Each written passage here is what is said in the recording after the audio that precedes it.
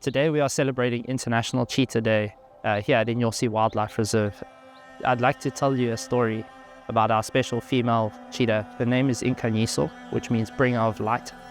Back in 2023, she arrived here at Nkanyiso as a captive raised cheetah from up north, and she spent a good 8 months going through a rewilding process here at Nkanyiso. The African cheetah population has reached a bit of a genetic bottleneck over the last 20 or so years. This is due to the privatization of conservation land and human fencing to block off and protect these areas from certain human wildlife threats. So with that in mind, there is now a need to introduce the captive genetics of the cheetah population back into the wild.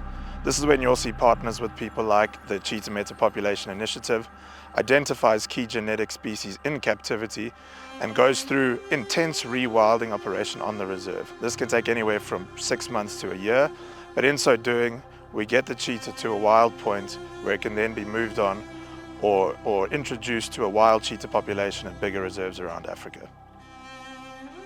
So she gave us a surprise on the 1st of April this year, where she came out of a valley and she had a really bad limp and she wasn't putting any weight on her leg whatsoever.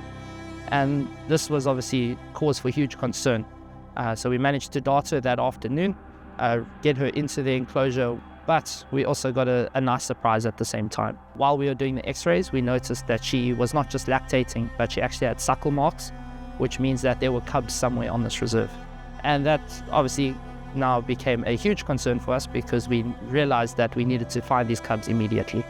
We headed straight to the valley where we believed these cheetah cubs would be, and about 10 minutes into me walking through the valley, I discovered that there was a beautiful female cheetah track at the bottom of the valley in the river sand, and about 5 meters to my right hand side I heard a very faint call, and at the top of the valley there was 4 very cute little 3-week-old cheetah cubs. We managed to get all 4 of those cubs back into the enclosure to mom, at which point we left them for 24 hours for mom to feed and to reacquaint herself with those cubs.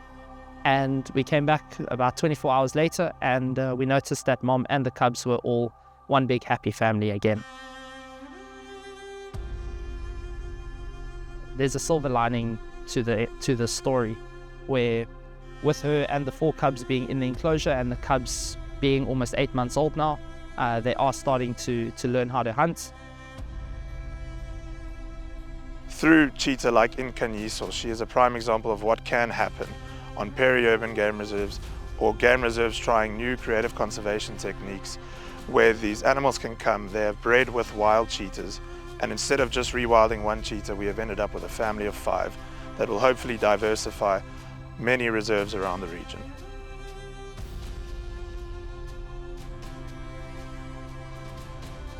So rewilding it's an intensive operation, and I think it would be remiss of me not to thank the people that actively play a role in ensuring the success of these projects.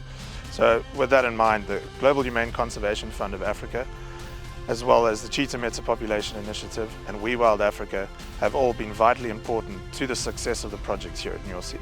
Without them, we would not have got to the point we are today. We would not have the support we need to look after and care for injured animals such as Nkanyiso. And the process does have its challenges, but without this assistance we wouldn't be able to overcome the challenges in the way we have. So to our partners, thank you very much for the support.